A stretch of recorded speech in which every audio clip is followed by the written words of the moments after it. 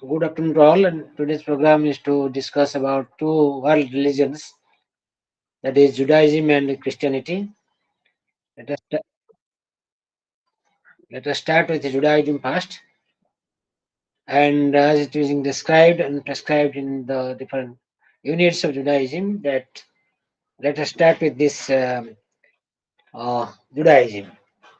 Judaism, as you know, the very old religion. Judaism and Christianity mostly they are related, being named as the Old Testament and the New Testament. And this Judaism, that is the religion which believes that God is one, which is unique, and Judaism believes in ethical monotheism. Monotheism means believing in one God, which is personal God, worshipping God, and this religion believes in monotheism, um, and they do believe in God, and for them the God is known as the Wahed. And here we find different groups are there, but anyway, they do believe that God is there, and this God, who is known as Wahed, from whom comes Abraham. Abraham, then we find Abraham's son, whose name is Isaac, and Isaac's son was Jacob. Jacob, who's having 12 sons, and all of them, therefore, they contributed and they formed different tribes, and therefore the religion was spread, and mostly that is spread within that Israel. And now the Israel is the only state, only country in the world that is therefore the country of the with the faith of the Jews. And with regard to the this religion, we have to discuss the background behind this particular religion. And in this religion, particularly, the family was considered to be the smallest unit, and the family is formed by the bond of marriage, and the family consisted of these members like father, mother, son, daughter, and others. And in this way, the family therefore grows and give rise to the society, the clan, and in that way, this is grows. There was the corporate solidarity within the family, especially responsibilities to protect the family's name and honor. Each member therefore had to protect his uprightness and conduct. Therefore, all the members of the family they do have the responsibility to protect and promote the family. Then we find that there is a social position, and um, that means all of them they cooperate each other, and we find within the family all the members they become cooperative, and they extend their help to each other, and women particularly listen, and they did not teach and preach anything, therefore they do not have any special position in that particular family. In the process we find the racial purity that has been developed, the um, Jews kept out all possibility of illegal marriage. Only Israelis of legitimate ancestry formed the pure Israel, because they believed that the nation was considered as God given, and therefore it is the purity of God's will. So therefore, it is um, the promise of all age to come that they must be pure, and they gave importance on this purity of the Okay, okay.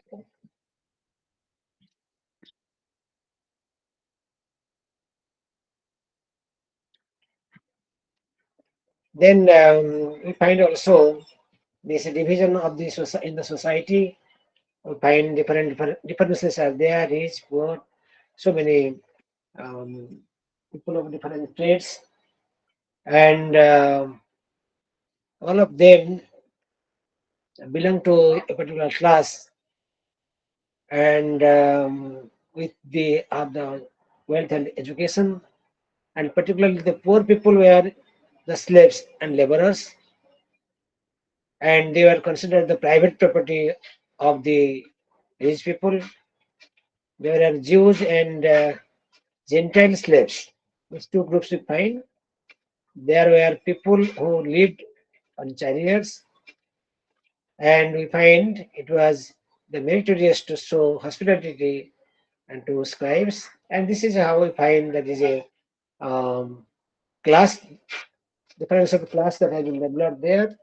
And we find poor, rich, all these type of differences which have been developed at that particular time.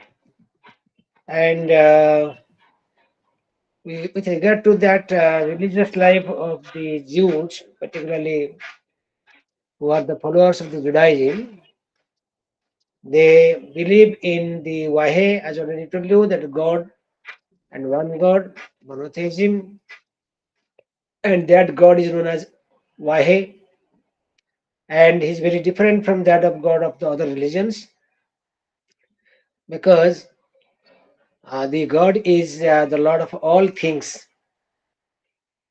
and this is monotheism. Already I've told you that it is one who is therefore the creator of all and who is therefore being worshipped by all. And there is no other God except this Wahe. And he therefore protects entire humanity. Entire humanity means refers to irrespective of age, sex, etc. and etc. That he is therefore protector of all human beings. And with regard to, we find God reveals himself through three different ways, especially. First one is through the media of some technique, which are through dreams, astrology,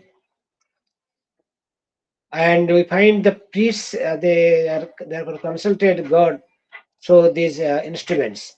That means here this is the way in which the priests therefore have been communication with that of God, and God therefore um, comes through these mystical ways.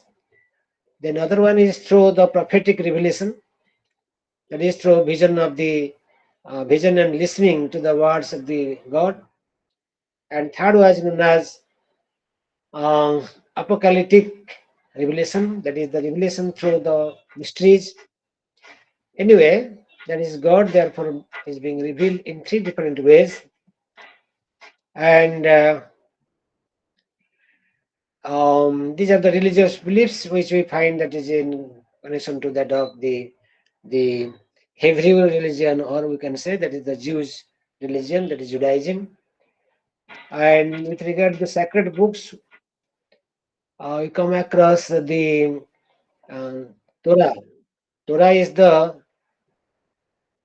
Torah is the sacred book of the Jews, and um, it is essentially a law code and is divided into six major parts called the Siddhas or Order.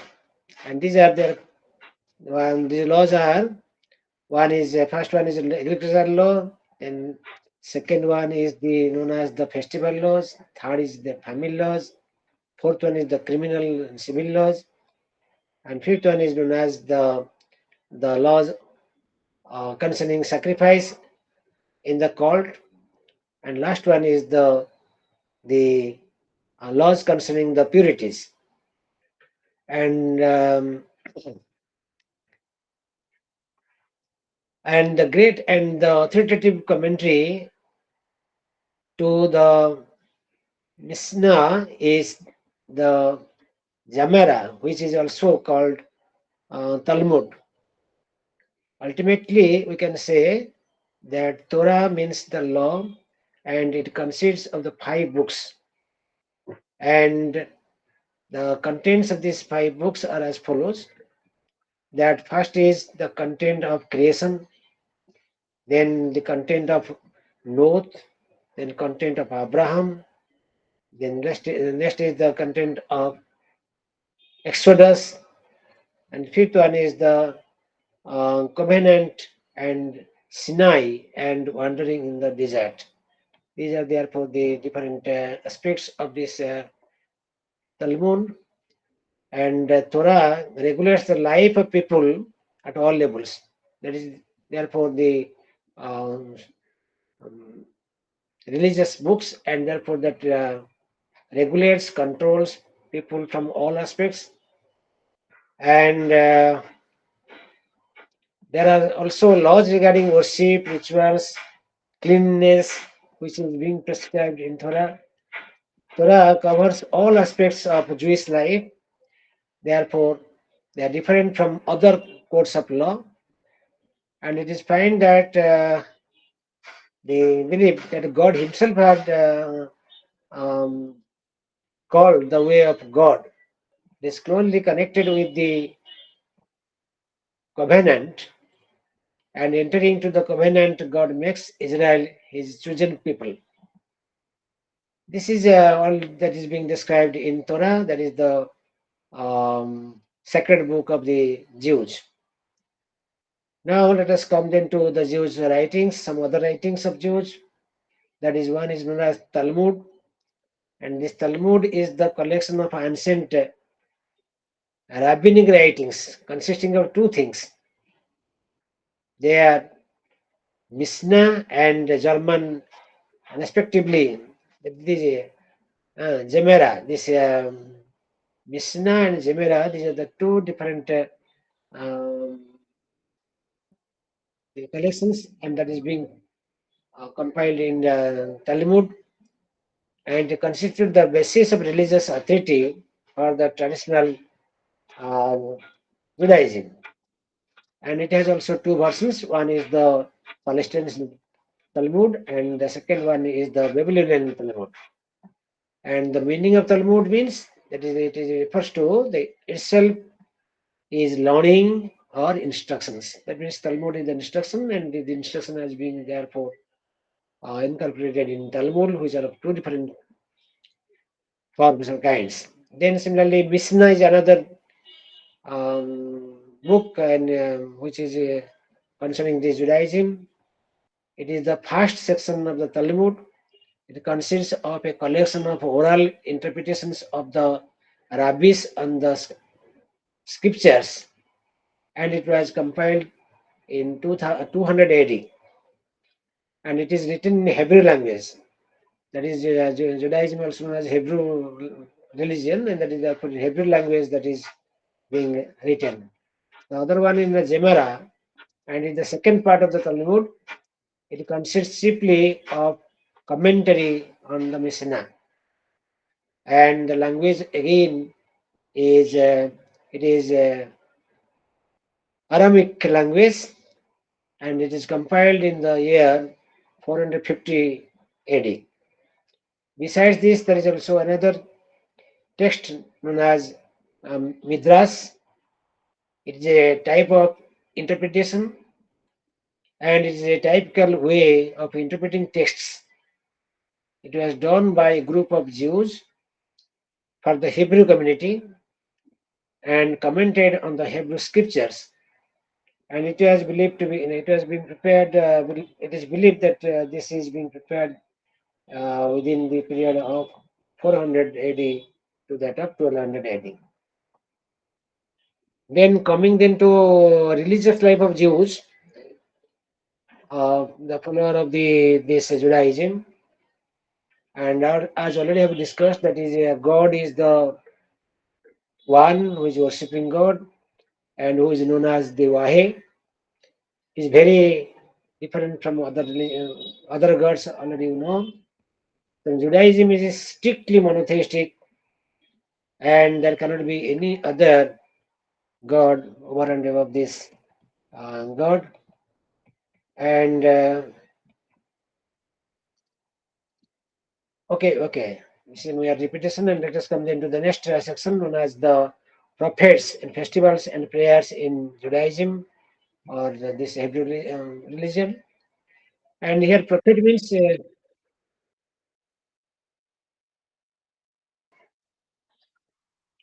one who speaks for God and the media between God and human being. This prophet therefore comes in between the God and human being. He speaks to God on behalf of human being. They regard Moses as the authentic representative of God and as the great prophet. Moses is the great prophet. That is the belief in Jews. The other prophets are like named as Elijah, Elia, and Zemira, etc., etc.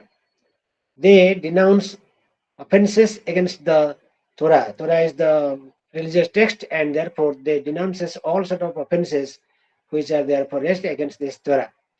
Prophets accuse the people when discover when disorder therefore they recognize.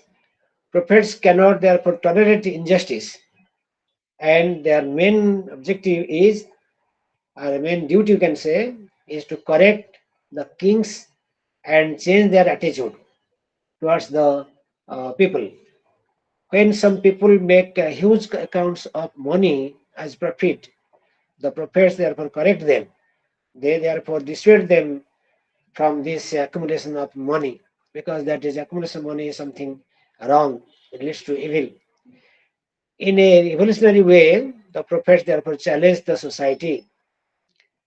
Then David rose as king over all Israel, and he selected therefore Jerusalem as his political and religious capital, and he played a fundamental role in the conceptualization and development of the ancient Israel religion, that is the Judaic religion. The Solomon, the son of David, he built the temple and established the Davidic monarchy and the Jerusalem temple as the two primary institutions of ancient Israel, or that is the Judah. The temple is the sacred center of the Israelites state. Religious practices therefore consisted of sacrifices and prayers at the sacred altar. So, uh, circumcision was the defining mark of the religious community. So that is therefore the temples that have been therefore built, and the rituals, practices, religious practices, all therefore being allowed, that being performed in these temples. And with regard to the Jewish festivals, we can say that it is a Passover, and that is therefore being performed the 14th day of first month. First month, that is known as Nisan, that God's deliverance of the Hebrew from the Egypt, where they were in bondage under the Pharaoh, that is being remembered. So therefore, they celebrated in memory of their freedom. Then feast of unleavened bread. This is another festival, and this is celebrated on the 15th day of Nisan, that is the first month, and until that is continued until the 21st day. That is, it is being celebrated for a 1 week. And next is known as the Feast of the First Fruits. It is being celebrated on the first Sunday after Nisan, that means 15th.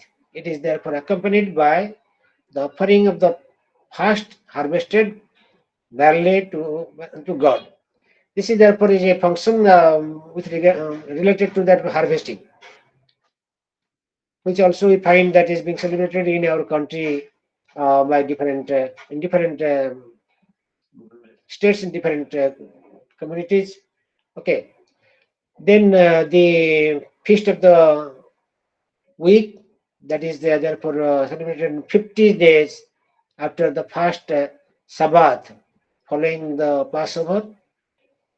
And next is a feast of trumpets. It is celebrated on the first day on of the seventh month, that is Class-3, and that is a special offering is being made on this particular festival. Then day of uh, atonement.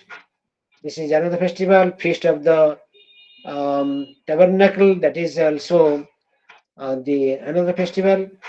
Feast of dedication, and it was therefore instituted around 164 BC after death of Antiochus Epiphanes. And another festival is known as Feast of Purium. And these are different festivals which have been therefore being observed or celebrated by this religion. According to Judaism, human beings are being created and in the likeness of the image of God. That means human beings are like God. In the sense that human beings, they are not separate from God in the divine aspect. And it is the cause of his uniqueness in the world. That means the man therefore very much unique in the sense that he is divine. He is the like that of God, who therefore lives in the world which is being created by God. Man has to develop the life, develop the divine that has been therefore granted to him. That he must be aware of his divine divinity, and therefore he must act and behave in accordingly. And human have the freedom to choose between the life and death, good and evil. That is, the freedom is also there. They have been assigned divinity and also freedom. They have to choose what to do and what not to do. And accordingly, either they have to um, go to heaven or to hell, like that. In Judaism, there is no myth or sin or even original sin, but only a man's sin. The sin of an individual. If one performs evil, therefore he is incurs sin. Though man is inclined to sin, he can therefore return from it to freedom from the freedom and purity. That choice is also there because he's having the freedom and he can, even though he is subject to commit evil, but there is every choice that he can also come back and return to that of the purity. Because God in Judaism there forgives, and God is therefore forgives, and therefore a sinner can be forgiven by the God, and therefore he can come back to purity and by means of sacrifices. And here also prayers occupy an important place in this Judaism. We can say that the pious Jews' life is always encircled by the presence of Wahe. Wahe is the God, and therefore always they feel the presence of God, and that make human life um, sustainable and good, we can say. This awareness is very much reflected in the life of the pious Jews. So the prayer is there. That is also important part of the Jews, particularly in these religious practices, um, and that also enables the human beings to become purified and get by the grace of the God. Coming to Jews ethics, as you know very well, that which teaches the human activities, which guides human activities, what to do and not to do. It therefore gives you direction. And coming this human ethics, we find as a Jewish ethics or the ethics which we find in Judaism, that also speaks about the duties of man, that it teaches therefore man is never nearer to God than when he responds in love and sympathy to needy people. That means here this ethics is a very core part of this Judaism, that teaches that each and every human being, they, since they are divine by nature, and therefore they have to follow this particular practice, and they have to love and extend themselves to the needy people, so that their divinity is being expressed in form of love, help, fellow feeling, and others. Judaism has always taught that God wishes man to pursue justice and mercy, to have proper regard for his fellow beings, and make his contribution towards the emergence of a better social order. And that is the whole thing you will find each and every religion.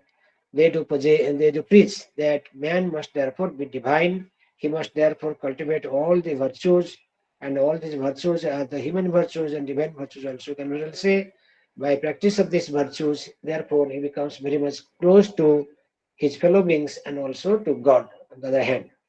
So he has to inculcate and follow, practice all these virtues.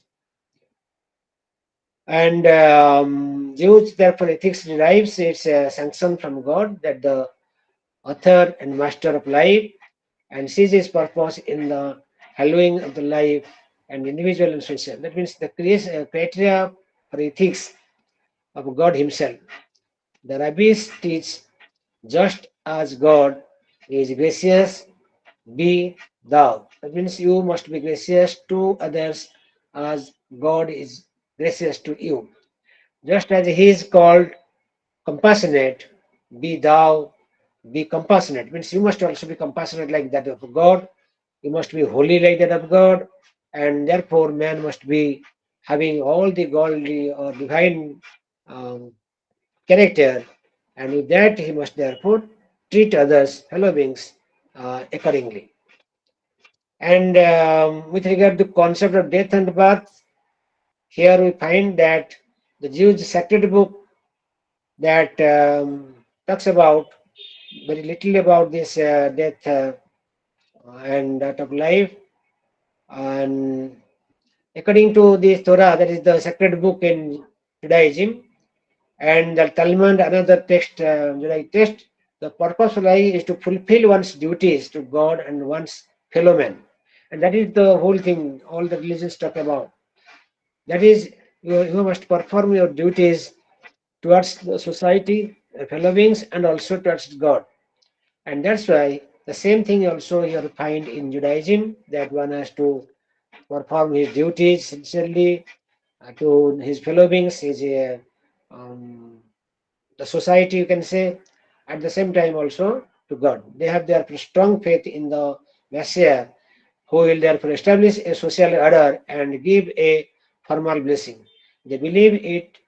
They believe it is Yahweh, that is the God, who will therefore send somebody that is known as Messiah to liberate them. They firmly believe that the righteous will therefore rise that day, and it will be a time of peace and restoration of the land and organization of Israel. That means here they do believe in God, and God they believe that God will send the Messiah, and Messiah will therefore save them from the evils, if at all anything. But if they perform their duties sincerely, that with love and affection towards his fellow beings, and at the same time his duties towards God, then definitely he will therefore go to heaven after death. The Hebrew word that is known as ulam haba, that is the word world to come, refers to both the Messianic age and the afterlife, according to the Torah, that is the text, holy text. Death means rejoining with the ancestors in an imaginary imagery, which refers to the finality of death. It says that the dead are like just returning to dust. Another image in this connection is the shadow place called Sheol. It is generally a place of darkness and silence. This indicates that the soul continues to exist in some way after death. And regarding the day of judgment, and that means here also they believe in the day of judgment, which is also being accepted by the Christianity, which we shall discuss. That means after death, they wait the soul, which is therefore the indestructible, real, eternal, that therefore wait for resurrection until the day of judgment, and day of judgment comes, in which therefore the decided whether he will go to heaven or to hell, according to one's the karma, or can say that is because of his deeds. The thoroughly righteous and just will therefore go to that heaven, and the wicked, that means those who are involved in evils, they will therefore go to hell. This is the belief they have. That means, and if they are concerned with their ethics and their duties, they perform their duties sincerely towards the society and the God, then he will be they will go to heaven. And those who are the fail to do it and they are engaged in the evil, therefore they do go to hell. So this is the in the past unit that therefore we find that Jewish they believe in the Old Testament, and they have believe in the one God, and also they do have the sacred books. They have the prophets, Messiah, and they have the different religious practices. They follow different festivals, and they also pray God, and they do have the ethical practices, because of which therefore they pass to either hell or to heaven. Now let us come then to second unit, in which some of the philosophy, particularly Judaistic philosophy, that let us try to discuss.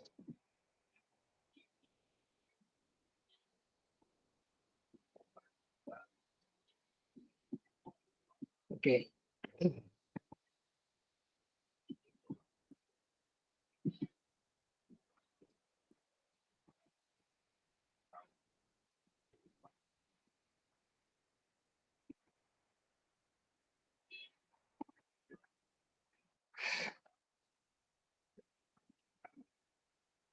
With regard to the second unit, let us start um, with the concept of God.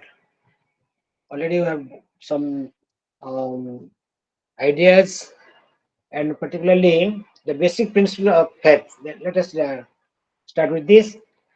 And the essence of Judaism lies in the basic principles, and that therefore be summarized here. Let us try to understand what are the basic principles.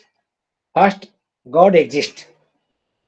Already I've discussed that they are monotheist, and therefore they believe in one God, and God exists.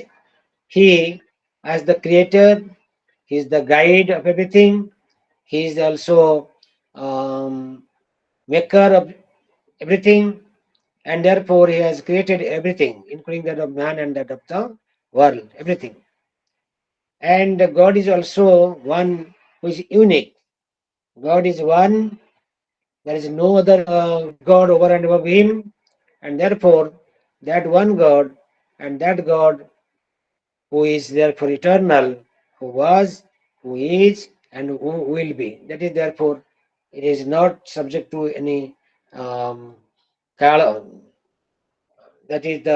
means He is the only God who is therefore the creator, preserver, and destroyer, and therefore He is there for all time to come, eternal. And also they believe that God is a incorporeal, that is the spiritual being. God has no body, He is the spiritual by nature. And He is eternal, having no beginning, no end.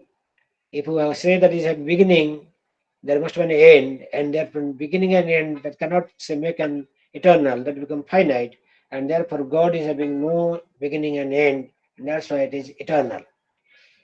And prayer is also being offered to God, and because of prayer, because of this worship and prayer, um, that people or human beings they try to get His blessings, and thereby they become aware of their divinity. Anyway, that God is therefore subject to object of prayer and worship.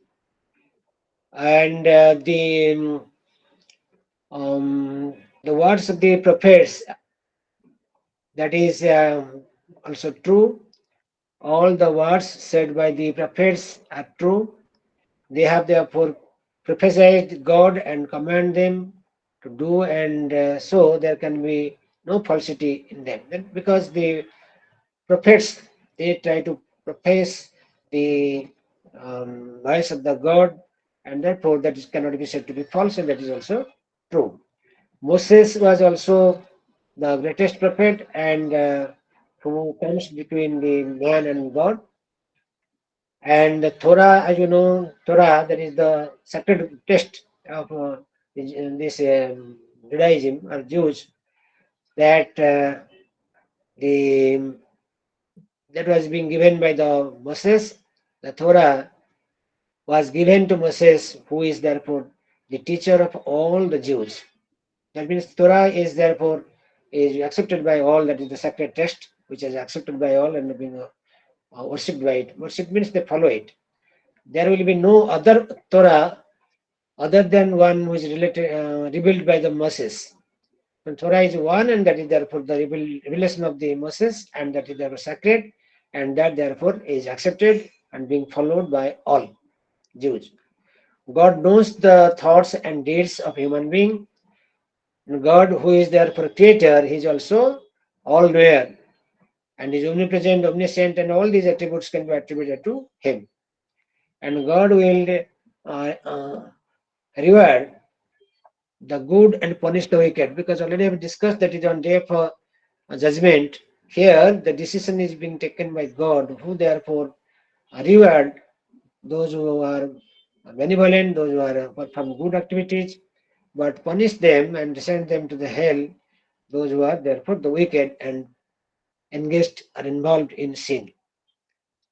And we find that the Messiah will come at the proper time, and God had promised to send the Messiah, and He will keep His promise, and the Messiah will come at right time. This is the belief of Jews. The dead will be resurrected. That is, the resurrection is another particular conception which also being accepted in Judaism. That means after death, the body may be destroyed, but soul is not, and soul enters into a new body, or the body again comes, and on the day of resurrection. That is therefore accepted here in Judaism. This is the we can say this is the basic principles which we find in Judaism. And then let us come to this concept of God. Already I've discussed that God is one, who is therefore monotheistic. And this doctrine, which expresses the belief, is one indivisible God. God is one and only one, which is indivisible, having no part. The concept of multiple gods, that is polytheism, is not being accepted here. And the concept of Trinity, which we find there in this Judaism, the Trinity here means the three in one. That is the here we find that mm, that Lord is our God and Lord is one, and it is also translated as here, O Israel, the Lord is our God. Lord is unique alone, and therefore here this Lord is one and only one. There is no any other God over and above it. He is therefore eternal, infinite, absolute. So the Jews convinced God as therefore eternal. He is the creator of the universe. He is our source of morality. He is also give rise to the objects in the empirical world. And God therefore has the power to intervene in the world. So God is an actual ontological reality, metaphysical or ontological reality, and is not merely a projection.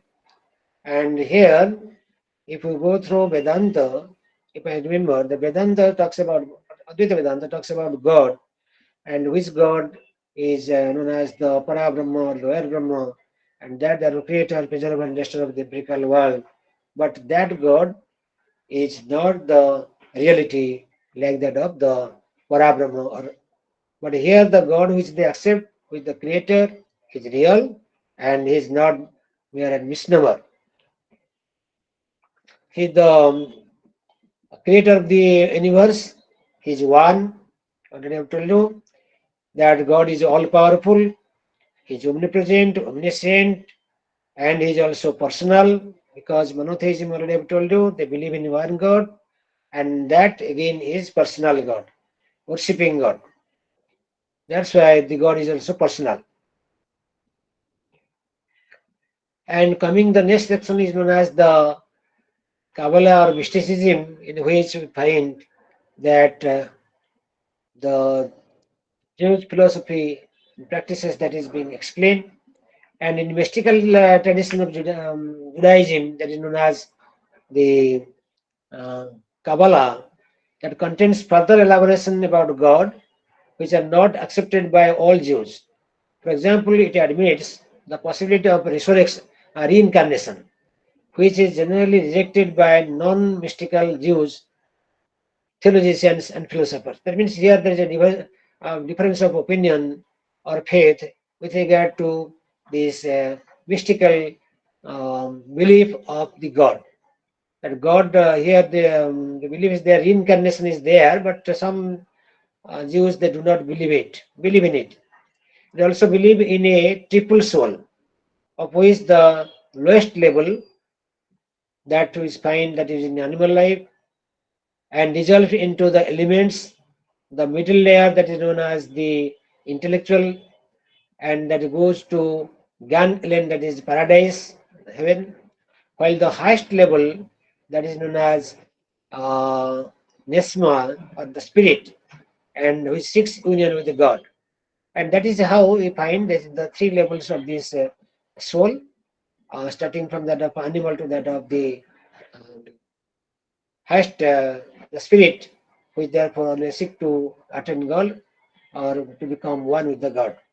Judaism also has considered this tikkun olam. Tikkun olam means repairing the world as a fundamental reason for God's creating the world. The Jews are also called the repair the world.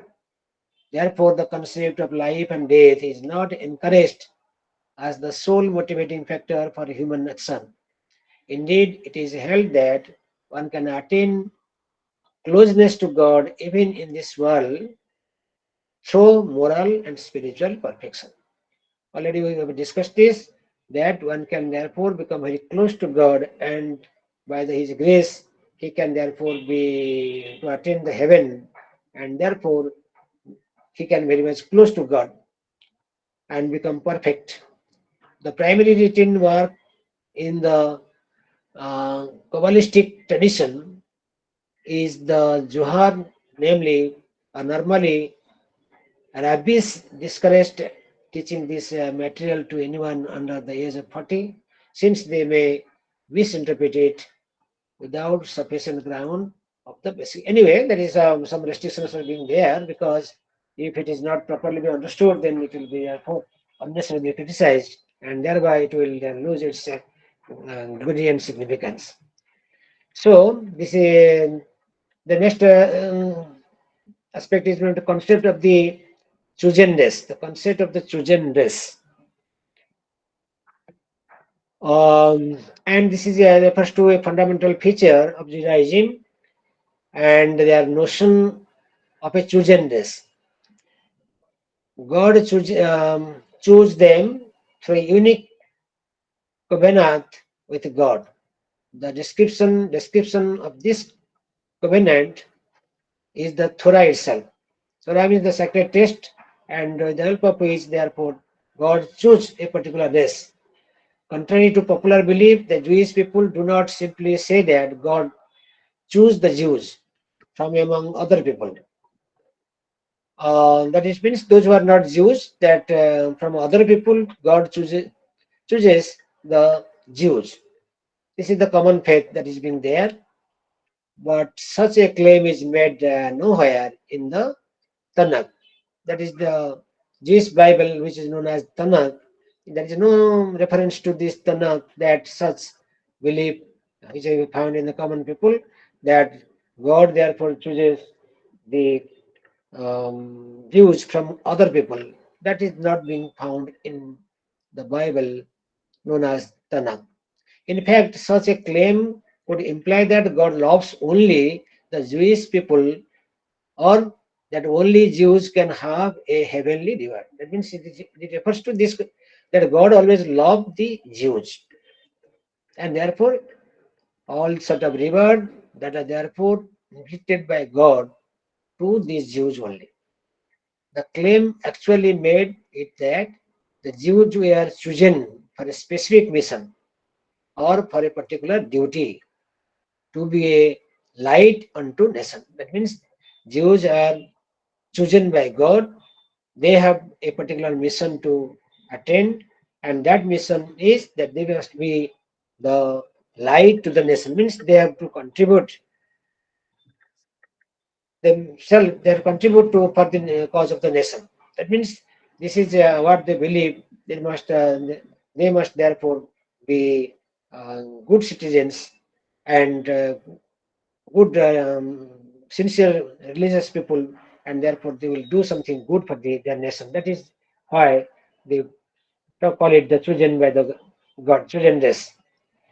Rabbi learned therefore Emmanuel Jacobite, former chief rabbi of the United Sanghug of Great Britain, described the mainstream of Jewish view on this issue like this.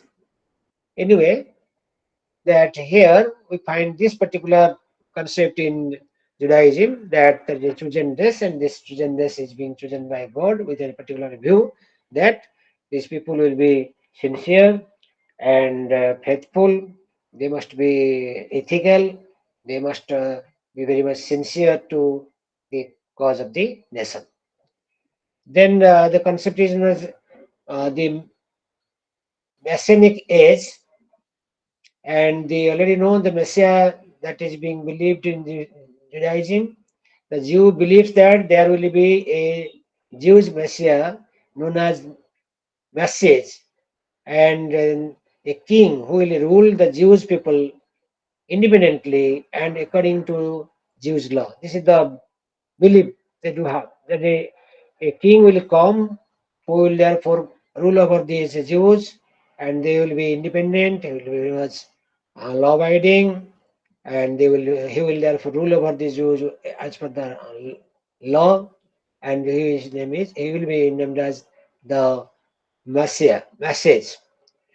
It may be noted that the Jews' vision of Messianic time has nothing much in common with the Christian understanding. Jewish views of the Messiah are as derived from the Davidic line of the Messianic era. That means this is in this way. This is very much common to that of Christianity. We find, and here the terminology like Messianic and eschatology. These are the different terminology being there. In this context, the Messianic age, the earliest meaning of the word Messianic is derived from the notion of Emot Hameses, meaning the days of the Messiah. That is the meaning of the term. Eschatology also having its meaning, and this is the eschatologic area, which therefore meaning having this the holy era, and we find the description of this Messianic era. According to Jews, the tradition, the Messianic era will be one of universal peace and harmony, the era free of strife and hardship, and one conducive to the fatherhood, furthermost of the knowledge of the king. That is therefore a period which will be free from all sort of strifes, hardship, agony, and that is therefore a period of harmony and peace. The theme of the message, Messiah, ushering in an era of global peace, is succinctly captured by Isa. They shall beat their sword into the plowshare and their spear of turning hooks. Nation will not lift sword against a nation, but they will no longer therefore study perfect. That means therefore they will avoid war, and they will therefore follow the path of peace, and that is therefore the whole thing they do believe in known as the Messianic era. And this era, when will we arrive? When will we arrive? Then according to this, the Talmud, another text or scripture, that the Midrash and the ancient Kabbalistic work the Juhar and the Messiah must arrive before 6,000 years from the time of creation. This is the belief they do have. Mm, okay. Now let us come then to ethics. Already we have also discussed this Judaic ethics, and now let us discuss again, which is being described in the section 2. The soul is pure at birth. Human are born morally pure because you know that in Hindu tradition we believe that man is not only a body-mind complex, man is both body, mind, and spirit. And therefore, man is divine. Therefore, he is pure. He is therefore a moral being, divine being, or godly, he can say in that sense. So Judaism also believes the same thing. That Judaism has no concept analogous to the original sin. Judaism affirms that people are born with this tendency to do good and avoid evil. That is the human tendency. Always we seek goodness and always try to avoid this evil. That is also the fundamental belief in Judaism. Thus, human beings have free will and they choose. They choose between good and evil. And the rabbis even recognize a positive value to the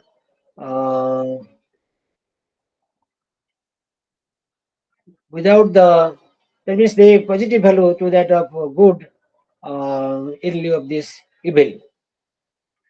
And the implication therefore is that Yazer Hatov and Yazer Hat Ra are best understood not only moral categories of good and evil, but as the inherent conflict between the human beings, between the selfless and selfish orientation. Therefore, in our Indian tradition, in the concept to know that is Shaya and prayer, that you have to choose whether you will choose the path of Shaya or prayer. Accordingly, it will lead to bondage and liberation.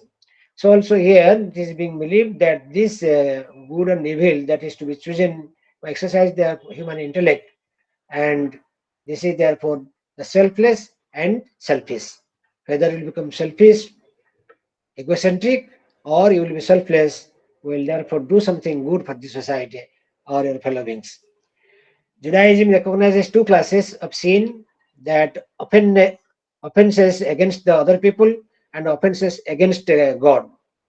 Because already I've discussed in ethics that is they talk about the you have to your duties toward the society, other fellow beings, and also to the God.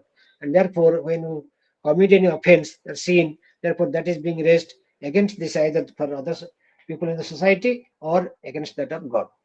Offenses against God may be understood as violation of the contract, or that is covenant, that is the contract. The sins can be therefore atoned for. The classical rabbinic work about the Rabbin Nathan tells a story. Once when Ravan, this is the story, I'm not going into it. Therefore, the whole thing here is that one must therefore perform such activities which therefore is good, which is good not only for the oneself, it is good for the society and good for the God. And one should avoid such activities which is therefore sin, leads to sin, means which is therefore is not benevolent or good for this society, and that means that is to be avoided. This is the whole thing that they talk about. And also they believe in the reward and punishment. And mm, according to the Talmud, that is the another text scripture that is of the Judaism, that God judges whether we have followed His commandment or not. Those who do not, they pass the test and go to the purifying place. And those who therefore do not follow His command, and therefore they learn their lesson, means they therefore go to they get punishment.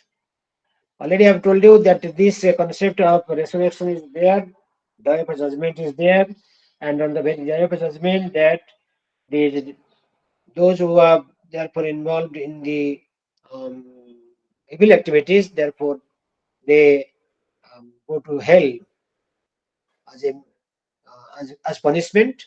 But those who are involved in good activities, so therefore they go to heaven. This is what we find. This is the reward and punishment that is also being believed here. Um,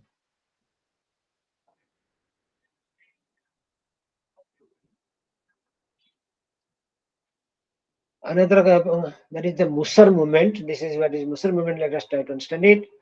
The Hebrew and Musar meaning tradition. That is Musar meaning tradition. Usually refer to Jewish ethics in general, or more commonly it is therefore refers to Jewish ethics educational movement that therefore developed in 19th century among the Orthodox Jewish European community.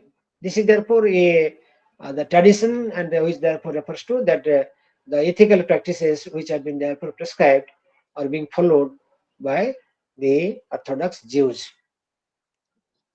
Okay, the Mushar, that is the written as Musar, that movement that seeks to revive Jewish tradition is a path of contemplative practices and exercises that have therefore evolved over the past 1,000 years to help an individual soul to pinpoint and then to break through the barriers that surround and obstruct the flow of inner light in our lives. That means here this gives believes that this they must given the chance to purify themselves by making them free from the obstructions because of which they have put into this evil. That is the whole message of this Mushar movement, which have been started by the some group of Jews with a particular motive, objective in with mind. And contemporary revival of Mushar movement in that many of the Jews involved in the Mushar movement were killed. Some, however, settled in Israel. Many others of the Muslim movements settled in United States and were involved in a variety of Jewish institutions. This is whole about this. Another point here is that is the belief in the afterlife. Afterlife means resurrection. Here, Judaism, therefore, is focused more on the actions and beliefs. So it is actually to be expected that the prophets and the sages have not spent as much time on speculation about the world to come as elaborations of the Jewish law to be performed in this life. The Torah and Talmud, the scriptures, alike focus on the purpose of earth life, which is to fulfill one's duties to God and one's fellow man. Succeeding at this brings reward, failing it brings therefore punishment. There is not much talk on reward and punishment after death. So therefore here life after death that is not therefore properly or clearly being mentioned here in the Hebrew scriptures. So that's why it is not proper to discuss here. Afterlife which is being described in Torah is like this. Torah describes the afterlife is vague in terms, many of which may simply be figurative ways of speaking about death, and it is therefore observed by the living. An early common theme of death is that death means rejoining one's ancestors. So therefore, in Abraham, Jacob, Isaac, Moses, and other patriarchs are therefore gathered to their people after death. Therefore, they become associated with their ancestors, those who are therefore there. And another recurring biblical image in this afterlife is as a shadow place, and that shadow place where darkness is there and silence is there, and that is located in a low place gradually the concept, therefore, is conscious life after death begins to develop in Torah. That means there is no such a description what happens after death, but this is therefore description which is not so clear, that after death they go to their ancestors, they gather there, assemble there, but that is not so clear in this. And therefore here resurrection of the dead, that is also being accepted here.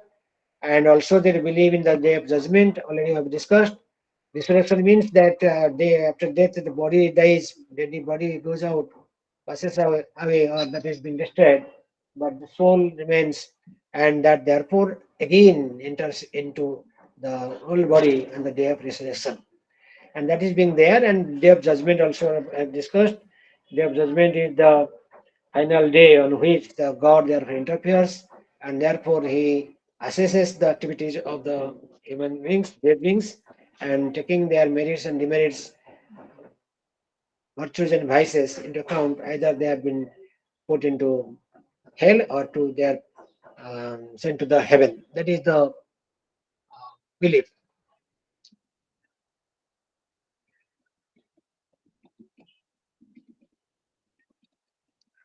Okay.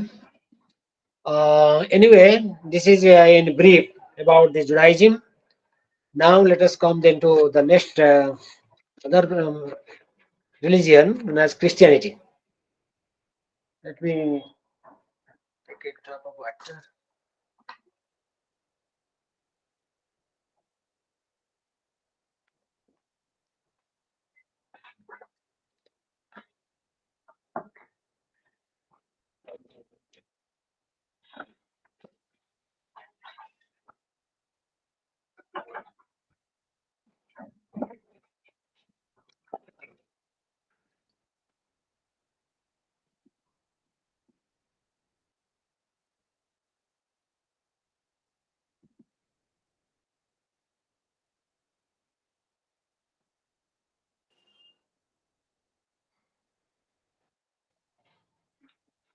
Oh,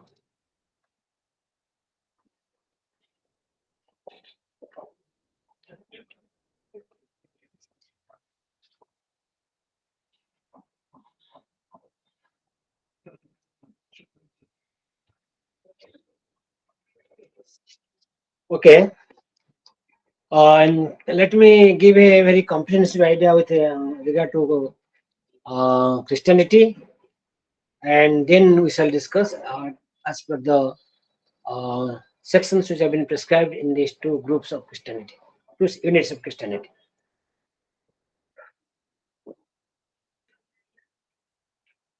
That religion that is being professed by the mankind. Christianity is the most widespread religion, as you know very well, and the followers of Christianity are very large in number. It is being considered as the universal religion in the sense that it taking the followers of this religion, of this faith. Therefore, it is um, considered to be the universal religion, and you find that it is being spread in different uh, parts of the globe. And with regard to this Christianity, we must know that this is the religion which have been therefore propagated by Jesus Christ, and the holy book which they believe known as the Bible, and it is known as the New Testament. The Old Testament, that is the refers to that of this Hebrew religion, or that is known as the this Jews already have discussed. This is the New Testament, or this is known as the Gospels, or good news, we can usually say. That is, it believes in virgin birth and Trinity, resurrection, kingdom of God, and day of judgment. These are the most important concepts which are being emphasized in particular religion known as Christianity. But some group of this Christianity, they do particularly, if I name refers to the persons like D. Weatherhead, he says that a person can appreciate the message of love and service as it is being preached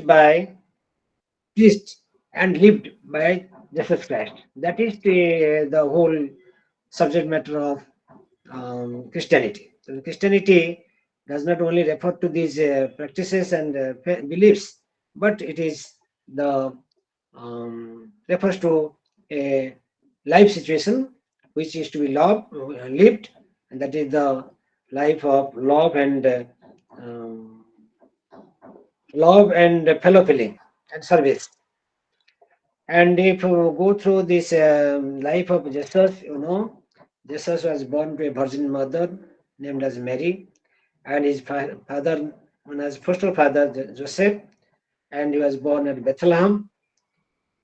Bethlehem. He was a Jew by birth, and at the age of 12, he then attended the Passover festival of the Jews, which turned his life altogether. He saw that innocent lambs were being slaughtered in the name of religion or realizing God.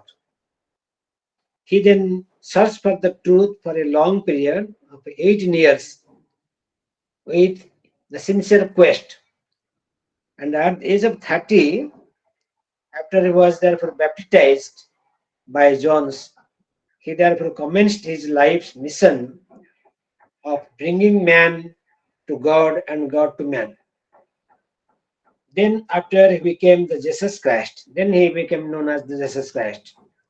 He then preached a new religion which is known as Christianity. The tenets of this religion are therefore love, compassion, forgiveness, and service. His message began to spread all around. He preached and healed the sick on the Sabbath day. So his work and message went against the formalism and ritualism of Judaism. That means he therefore considered that is going against the prevalent religion of the place. And he therefore incurred the displeasure of the Roman Emperor, which eventually led to his crucifixion. As a result, therefore, he is being put into crucifixion. Then resurrection of Jesus gave a fresh stimulus to the new faith founded by him, and it began to spread like fire all around. Subsequently, it got the legal recognition from the Roman Empire. Later on, that are therefore recognized by Roman Empire, and therefore that then traveled or that is therefore spread worldwide. Then this is the origin and the development of this particular religion. And Bible, which we can say that is the holy book of Christianity, that means the collection of books. And here we find the Old Testament and New Testament both are there. And the New Testament consists of 4 Gospels, which record the life and teachings of Jesus and his history from resurrection to the day of St. Paul, the saying of saints, Christendom, and revelation of St. John. This is that is in there. It also contains the great miracles of Jesus, who restored the vision of the blind, cleaned the wounds of lepers, and healed the sick by mere touch. Perhaps no better method was open to Jesus at that time to bring the minds of man back to God. So therefore, here some sort of these miracles which have been therefore made by him just to bring the mind of the people to this particular religion. And Jesus therefore taught mostly with the help of the parables, and that parables means short stories, and he put into practice what he preached. And since his Father is in heaven and absolute and perfect law for all his children, he, as his only begotten Son, had the same absolute and perfect law for all human beings. That means here God is the Father, and here Jesus is being taken as his son, begotten son, and he's having love for this Jesus Christ, as he has love for his son Jesus Christ. So also he is having love for all other human beings in the world. Like Hinduism and Christianity believes in the resurrection of the soul. Um, the Christianity also believes in this resurrection, but just as at the bodily resurrection. But if the fact of resurrection is historically undeniable, one may say that in such cases, the historicity of the event does not matter so much as the faith men put in it. There is no doubt about that the belief in the resurrection of Christ put new faith and energy in his um, disconsolate followers and inspired them to his message to the whole of the world. This faith therefore changed the entire subsequent course of events. Resurrection therefore assumes the notion of immortality of the soul. It is therefore assumed for those who have unwavering faith in Jesus. And here it is being said that I am the resurrection and like whoever believes in me will live every though he dies, and whoever lives and believes in me will never die. This is what the concept of resurrection is there, and that therefore is believed in Christianity. And also with regard to God, here they believe in one God, and that God therefore differs from the God differs from Jesus. Jesus is not God. Remember this. Jesus is not God, though he is the founder of this faith, but he is not God. He is considered as the father, sorry, the son of that God, and for him, God is an inviting God. God wants his creatures to approach him. There is a standing invitation from him to the people to seek him and speak to him through sincere and earnest prayer. That is the whole thing God wants and desires, that everybody who have been created by him, they should pray, and therefore they to desire to attend him, to know him, to reach him. He not only invites the so-called religious people, but also he invites the sinners, because for him all are sin. He is omnipotent, he is also omniscient. God is not only the creator of the world, but also he is the sustainer. Without his unceasing guidance and control, it would therefore disintegrate. That means the whole universe which is created by God, that is therefore maintained by God also. Thus, he is the unconditional world ground. He is the very ground of all existence, big or small, living or non-living. He is infinitely good and benevolent. God is thus the Lord of the world. He has created the world in time. The creation is de novo. De novo means it is new. It was not there. It is therefore created for the first time, the de novo. When there was nothing, there was God alone. And therefore he said, let there be light, and there was light. And then let there be water, and there was water, and so on and so forth. That means when there is nothing, God alone was there, and he desired, he wanted, and the creation, and therefore he created all these things, one after one, another. So he is beyond time, he is beyond space, and also he is beyond causality. He stands, or it is stated that the world is created in a period of 6 days. He first created light, then air, then water, then vegetation, then animals and birds. Then he desired to create human beings in his likeness of him. Having created everything, God said, now we will make human beings. They will be like us. They will be like us means, that means here God says, the human being I am going to create, which is like me. Like means like God.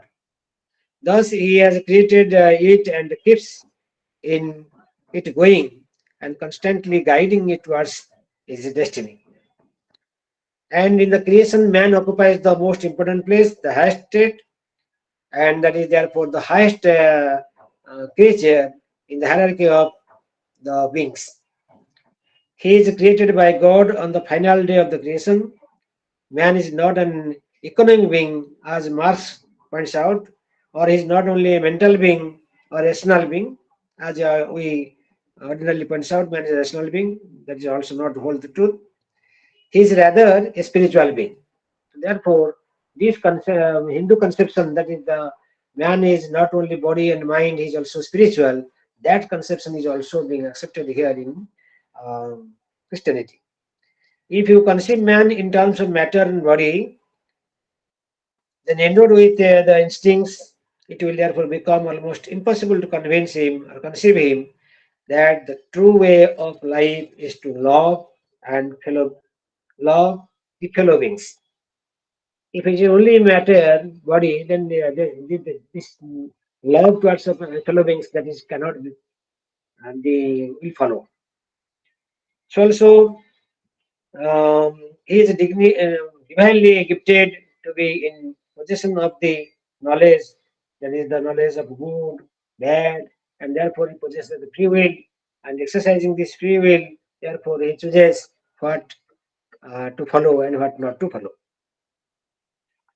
Then the Lord God said that now the man has become like one of us and has therefore knowledge of what is good and what is bad. Thus, love and fellowship and unity are the principles of life spiritual. As a spiritual principle, man therefore stands in definite relationship to other spiritual beings and expected to love and help them in the best possible capacity. But one who acts selfishly and does not render any assistance to those who are in need and does not bear love for them, therefore misses the goal of and therefore commits the sin. And in this regard, you know that Vivekananda, you might have heard his name, he has pointed out that extension is life and contraction is death. Extension means you extend yourself to your fellow beings, even not only human, even you extend yourself to all by means of love, and that is the true meaning of life. And if you contract yourself, means you become selfish, then you are as good as a dead man. So also here the same thing we find that God therefore points out that man they are having the freedom of to choose good and bad, and if they choose good then they will be good, and if it's bad then they will commit the sin.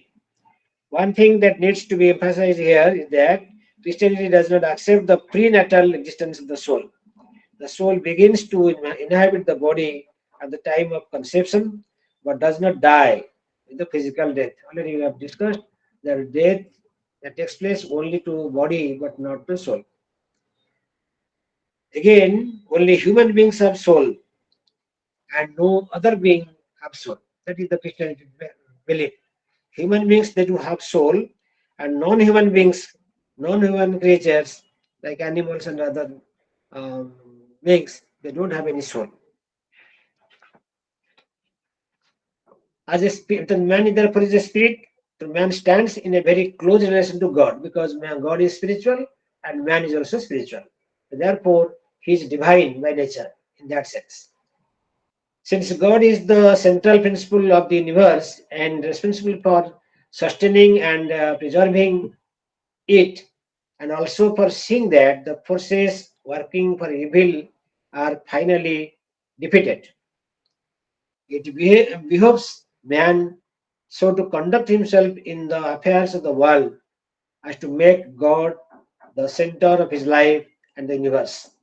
Then God has to be taken as the center of everything because he is the creator and man therefore is the divine being, and therefore man has to put God at the center of everything.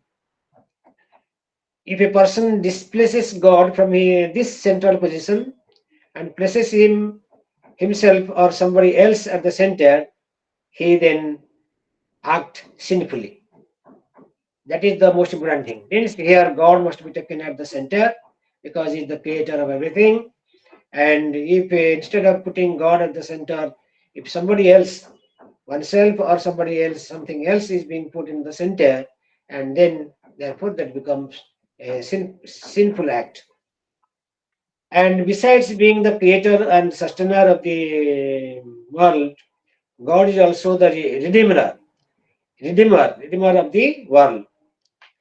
Christianity holds that there are some evil forces in the world which obstructs its progress towards the destined goal.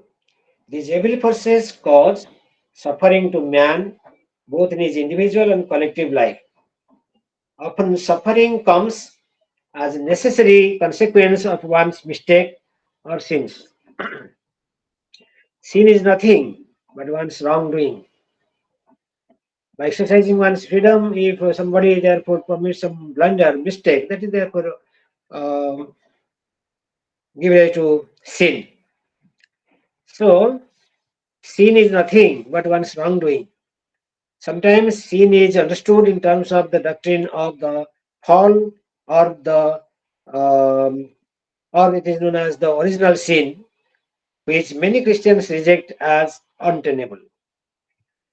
Most of the some Christians do not accept it. Some other ascribes evil or sin to Satan, which is the personification of the principle of evil. Satan, just like a evil force, like, like that of your demon and other things, and therefore they talk about this Satan, who is the cause of this evil.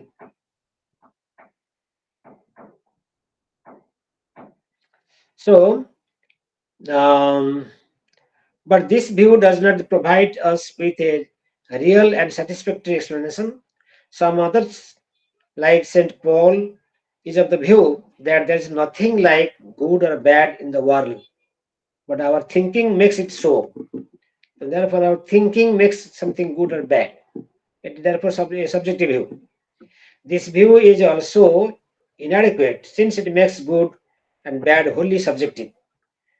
If something is there good and bad that is there in your mind, then therefore it becomes purely subjective, and that is therefore not a good view and to be accepted. It may be observed that good and evil, righteousness and sin are essentially correlative terms. Both of them exist together. In the absence of one, the other will therefore be non-existent. But the possibility of evil or sin comes in with the union of spirit and flesh in one personality. As a bodily organism, man is subject to impulses and appetites and passions to which flesh is heir. As a growing and evolving soul, man has to regulate and control his appetites, his impulses, his passions. Evil consists in failure to do so, and goodness therefore lies in the success of controlling the life of impulses by higher considerations. In the context, I can also refer to our Hindu concept of Purushartha, you know very well, that is Kama, Artha, if they are left independent, so therefore that is they cannot said to be virtue, they will become vice, and that will lead to um, sin. And therefore it is a tradition that therefore talks about dharma, that regulating force, which therefore regulate them, put them direction. And so also here it being said that this virtue or vice sin that occurs when that is not being regulated, not being controlled, not being taken proper care of. So if one wants to be free from sin, he must banish sinful thoughts, and he has to make his mind purified. He has to exercise self control, be free from therefore selfishness, the spirit of exclusiveness, pride, vanity, and greed from his mind. These are therefore the obstacles which stands on the spiritual journey, and therefore all these things have to be banished from his mind, and mind must be free, and therefore he must be well directed, and he must therefore directed towards the virtue or good, and therefore he will become free from this evil. He must learn to take the way of God and abandon taking his own way. The way to ensure a life of love and goodness is to place God on the throne inside the hearts. Thus, faith in God and desire to live in Him are the only cures for sin. But Christianity holds that pain or evil or suffering are aids to progress. They have to be aptly compared by a writer to the banks of a river, which prevents its water from spilling on the other side, by thereby helps the river to speed on its course. This is the simile which have been therefore given. One may raise a question here: is Jesus God? The answer therefore will be no. God is the divine Father, and Jesus is the Son of the God. Whatever he taught and preached is an announcement of God's truth to man. It is a proclamation of the divine Father or God. Jesus came as the herald of God's truth, God's will, God's love, God's demand upon man.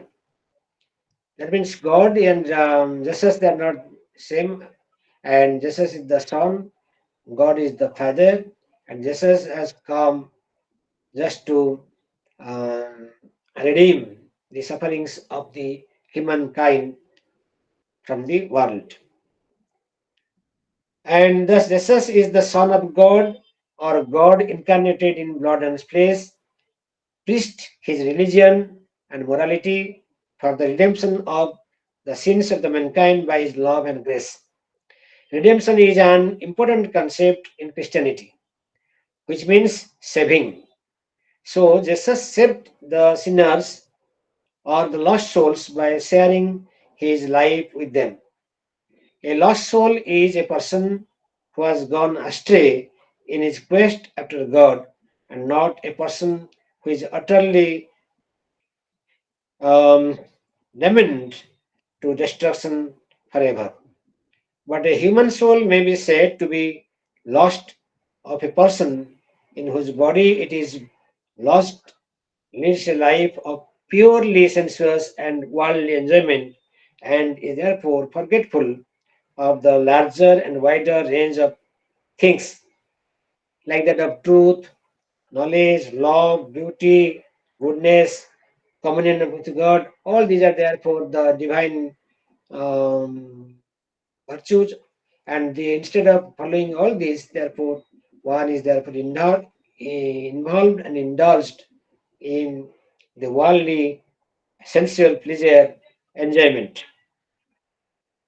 And that's why he's put into suffering, that is therefore is in sin, and redemption therefore is required.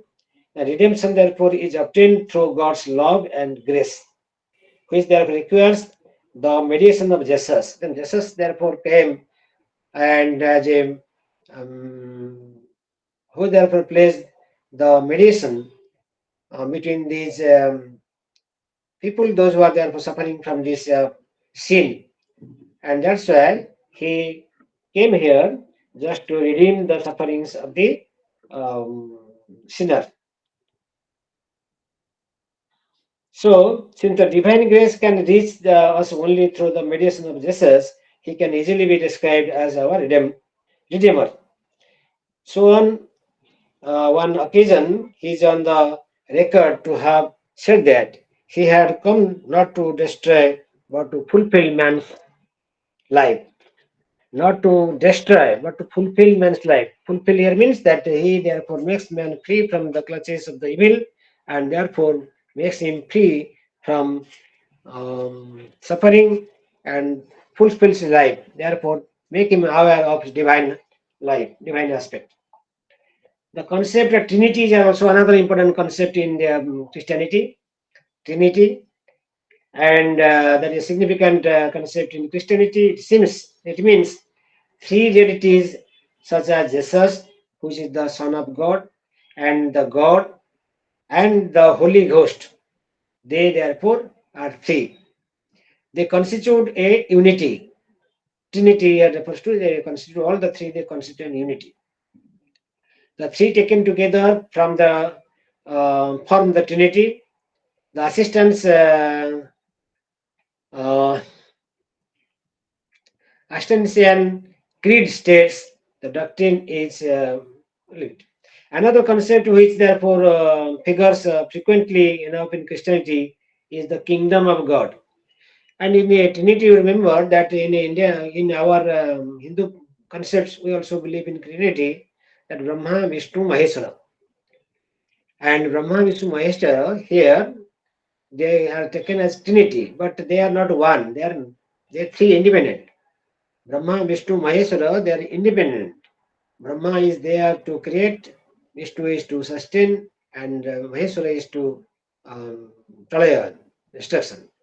But here, these three they have taken together as an unity. Therefore, this Trinity concept is different from that of the concept of Trinity which we find in our Hinduism.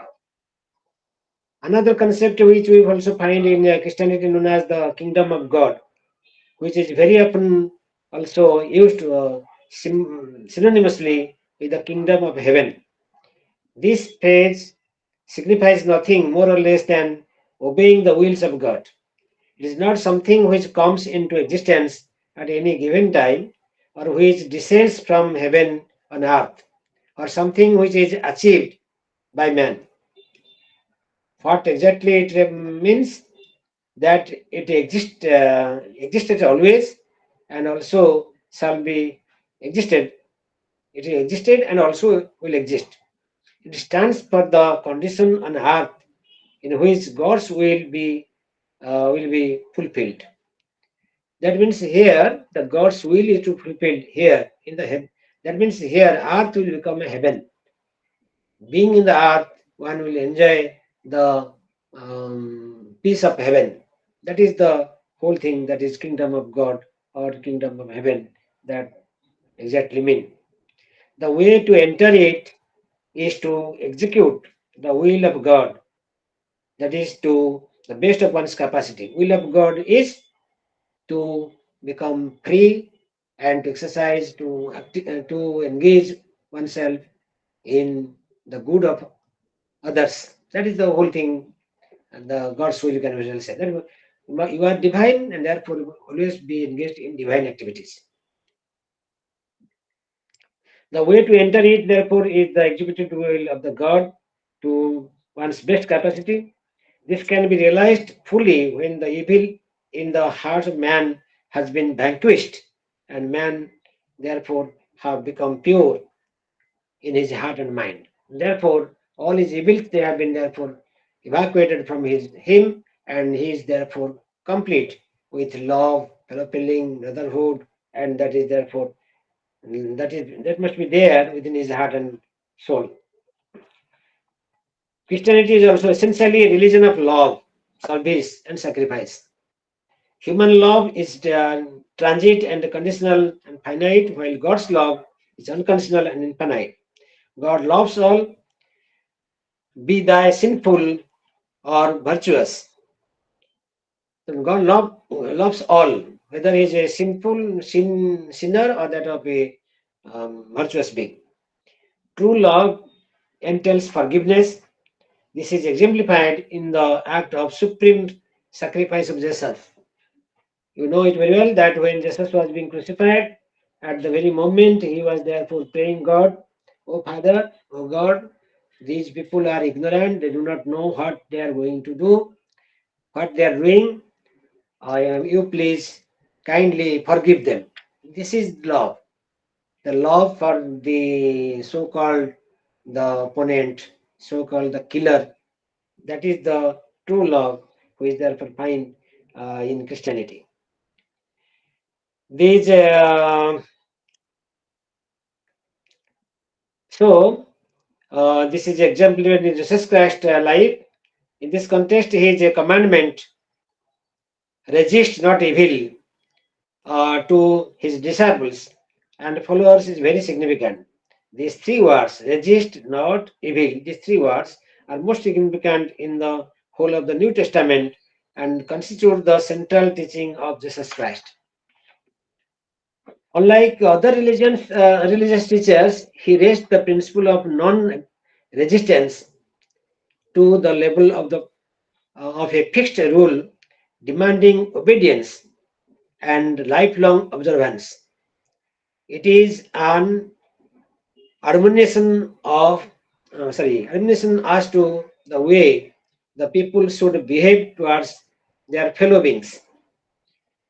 The three examples which he gives show that he expected his followers to take the commandment seriously and make it a practical guide to life.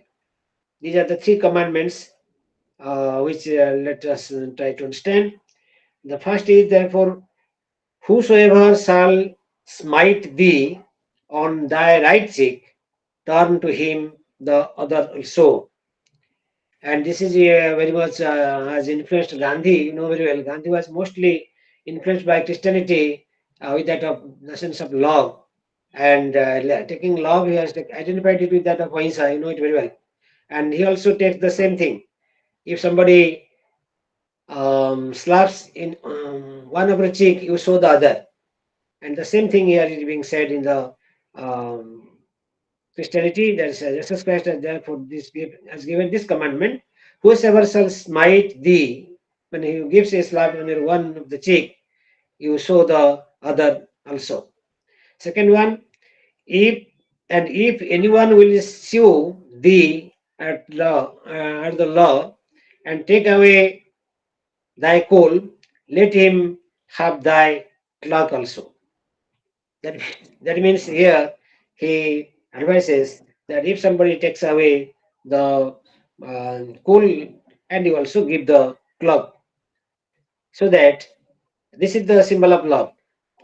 And third one is and whosoever shall compel thee to go a mile, go with him 12. That means if somebody compels you to go with along him per mile, you go more than that. That means here it gives the importance on that of love, and you always therefore um, extend yourself to others, the fellow beings. You are there with the help of love and this service.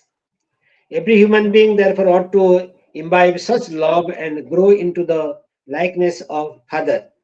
Love generates the urge to serve with humanity and stoic fortitude. Service to humanity is service to God. The best way to please God is to love and serve one's fellow men, because all are the offsprings of one Supreme Father, which we also find in our tradition, that is Vasudhaiva Kutumbakam, that the entire universe, world is a Vasudha, it is a Vasudha is a world family, and we are therefore the members of the family. That's why we're all brothers and sisters. That is the feeling which we have there in Christianity, and therefore you know that he was talking about the Bhai Bandhu Kutumba, that we are all therefore friends, we are all the members of one family. So therefore you have to extend your love, your service to others. That is the moral teachings of Christianity.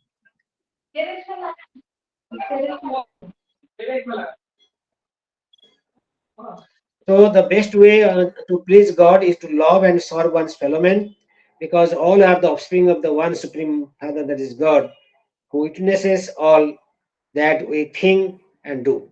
On the day of judgment, God gives a graphic account of the Samaritans' act of persons who are therefore redeemed. Christian ethics therefore discourages mindless pursuit of wealth, acquisition of wealth, which is also a disvalue, is a vice, which also being discarded in our tradition also, that accumulation of money or wealth, that is a disvalue, and that is also being highlighted, emphasized in Christianity. and it is being considered as obsession with materiality. One need to have only as much as one needs to in order to have his life, and that must be also be righteousness and work for the mission of the Father. So therefore, minimum, what is necessary for one's existence, that much one must desire and must possess, and one should not go more, and that therefore becomes uh, evil or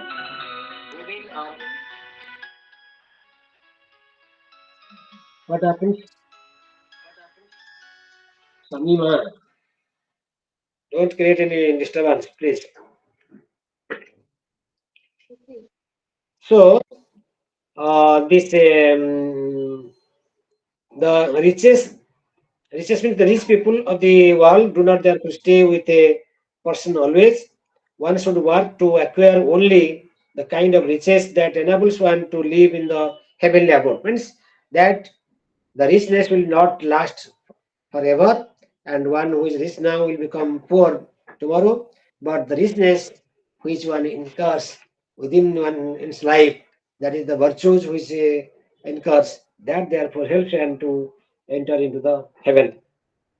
So it is necessary to restrain oneself from acquisition of wealth, and um, rather he has to be engaged in the life of contemplation, love, and service. This is the ethics which we find in Christianity. Christianity is broadly coming then to the classification of Christianity.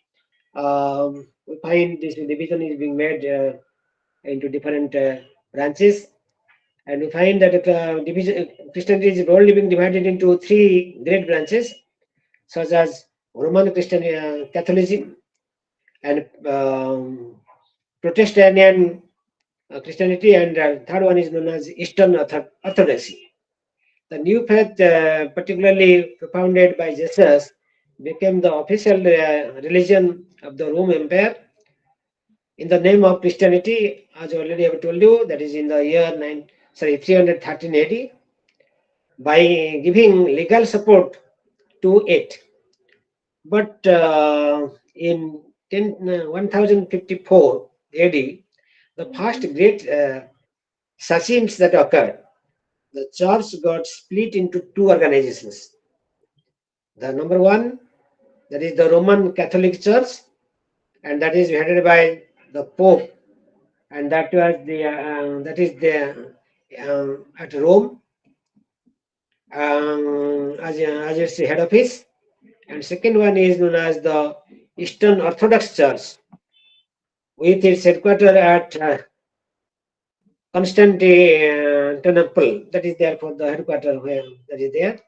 The next great division also took place in the 6th century, 16th century, not 6th, 16th century, as a result of reformations started by Luther, King Luther, and carried forward by Calvin and others. It gave birth to the Roman Catholic Church and Protestant Church. With the passage of time, the Protestant Church experienced further divisions. So therefore, this is how we find the division of this Christianity in different branches. And thus, Roman Catholic Church and Protestantism and Eastern Orthodoxy are the three branches into which Christianity stands divided, agree in accepting the Bible as their authoritative scripture. Already I've told you that the Bible is the scripture. They only differ among themselves on the issue of rightful authority to interpret the Bible and the role of the sacraments and rituals in leading the Christian way of life. This is the difference is not so important. Difference is only in the practices, holding rituals and sacrifices, but in respect of that Bible, they do agree. The Roman Catholic Church performs two vital functions. That is, it is the chief teaching authority for the Roman Catholic over the world. And second, it is the medium through which they obtain the divine grace. This is the major important function of this Roman Catholic Church, which is there in Rome. And the second, that is the Protestant Protestantism rose at a revolt against this dogmatism, ritualism, and the centralization of all acceleration, power, and authority in the hand of the Roman Pope. So, two distinctive features of this movement, that is known as justification by faith and Protestant principle. These are the two important principles which have been therefore taken care of by this Protestant, or this is the Protestantism. Then justification by faith is a movement which believes in a totality act of the whole personality. It comes to signify an overflowing love of God. The Protestant principle, on the other hand, is against a dogma and the sacraments, and consider them as not having intrinsic value but only have instrumental value. So therefore, they do not accept it. They consider that these are only the instrumental value. They don't have any intrinsic value. So therefore, they do not agree it and do not accept it. Because of which they do differ from that of the Roman Catholic um, group. They are also against the idolatry in every form. And besides these two, the third one, known as Eastern Orthodox Church, stands close to the Roman Catholic Church in most fundamental matters and differs only in certain small and unimportant aspects. And according to Eastern Catholic Church, the issues on which unanimity is deemed essential are much fewer in number. The right to declare an official opinion of the church is vested in um, ecumenical council, considering of all the bishops within the jurisdiction of the church, but not in a single individual like that of Pope. These are the basic differences, and we find that the division is being made into three different groups. The Christianity. This is the Christianity um, in brief, touching all different concepts and different points into account. But if you go along with your syllabus, particularly, then therefore we have discussed the concept of God, incarnation, concept of human person also we have discussed, the world, and almost we have discussed all different aspects except the scarcity also we have discussed that which refers to that of your day of judgment, resurrection, all these things. And human person we have discussed, God we have discussed, incarnation discussed, difficulty, and all these things. I think I have covered all of the aspects of whatever has been prescribed in your course.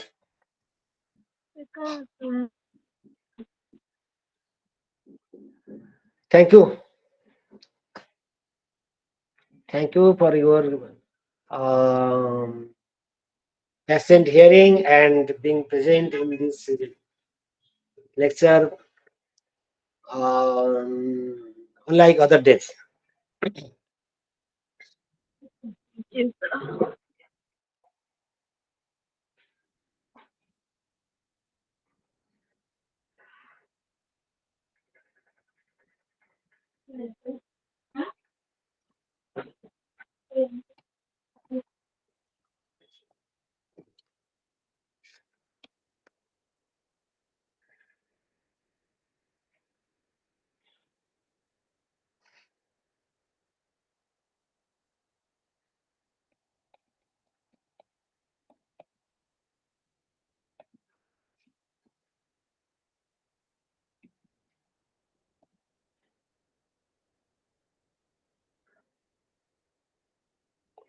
Let us stop now. Okay.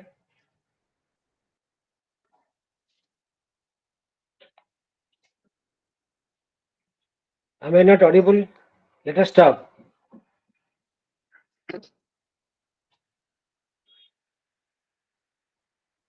Yes, Yes, sir. sir. Okay.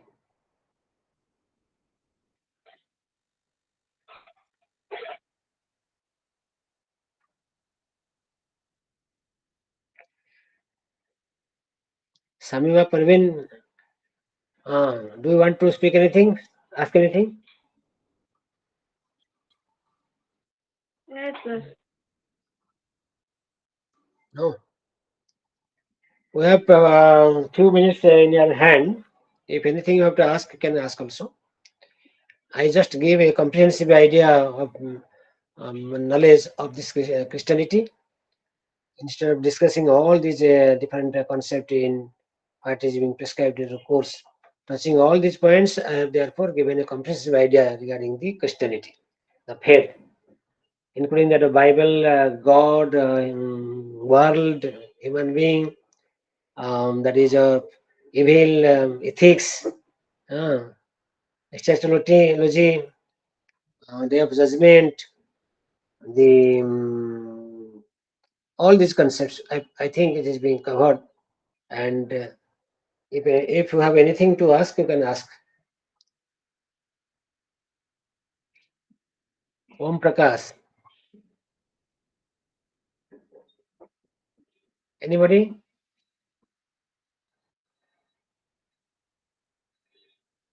Do you want to ask anything? If not, let us stop here.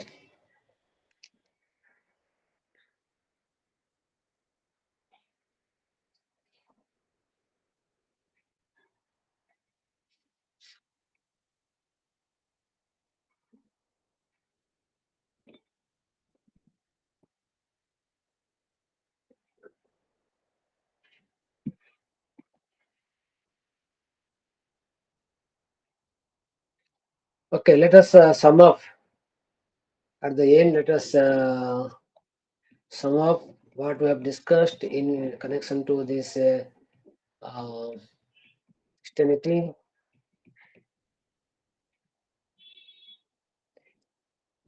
That we can sum up that Christianity and Judaism, they are aligned religions.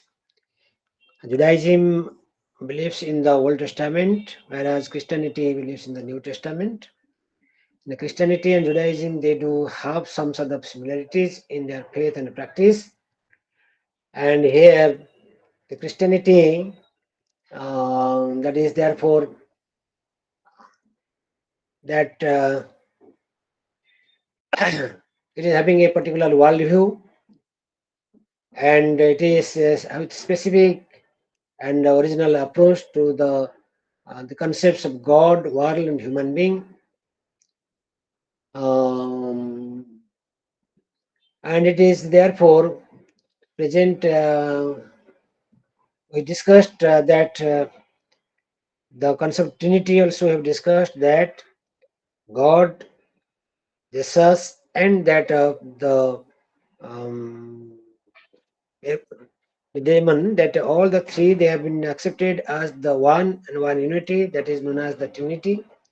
And the concept of Trinity of Christianity differs from our concept of Trinity, which already we discussed that the Brahma, Vishnu, Maheshwara, they have been taken as the three. They are independent, but whereas these three they have been accepted as one. And that is the difference we can find. And here God comes, Jesus comes in between that God and the common people. The common people, particularly, they were suffering from evils, and for the redemption of evil, Jesus Christ has therefore incarnated, you can say, in human form, and therefore he has come from departed from his father with this objective to redeem the evils, the sins of the common people. And therefore the whole teaching of Christianity, particularly Jesus Christ, that love and serve, love all, serve all, means here love and serve, that is the most important teaching of Christianity, and that is also being reflected in his life when he was put into crucifixion, or when he was crucified. At the very moment he was also praying for the good of these his crucifiers, or so to say, his the persons who has those who are killing him. And He is God. For him, God is omnipotent, omniscient, omnipresent. He is one, worshipping God, and he is eternal, infinite. All these attributes can be attributed to him. And the world is therefore created by God, sustained by a God, and also the world is creation is a continuous process. It is not linear, rather it is a cyclic. And man has already told you that the creation of God, who is therefore constitute the highest place in the midst of creation, who is therefore divine by nature, who therefore possesses the soul, the Atman, and others they don't have. The man therefore has to realize this aspect, and therefore he has to perform such activities which will lead him, which will be beneficial for the fellow beings and also to God. And he must therefore be restricted in doing the evil activities, which virtually will put him into bondage, or so to say, in evil. And therefore, and the day of judgment, he talks about the day of judgment that those who are good doers, virtuous, they will therefore be elevated, rewarded, and they will go to heaven, become free from the visual circle of death and birth. But those who are sinners, they will go to hell. This is the faith they do have. And also they believe in the resurrection. Resurrection means that is the soul which is immortal that will therefore come back with the body after death in a particular time or particular day. That is also they do believe in it.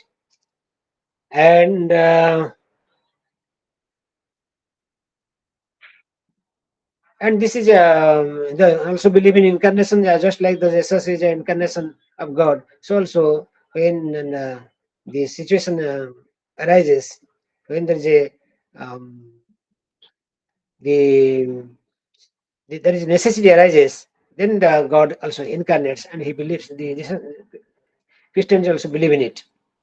This is in brief the whole philosophy of Christianity. Okay,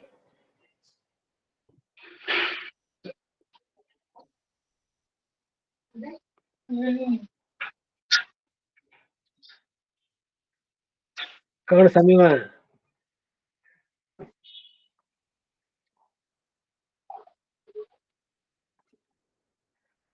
Let us stop here. Let us depart, and we shall meet tomorrow. And I thank you all for your patient hearing and your presence in the class. Thank you.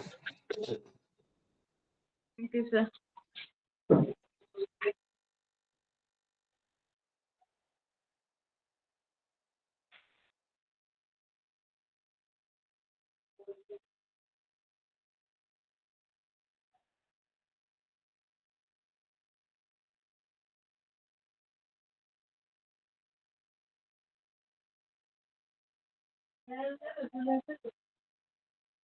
Hmm.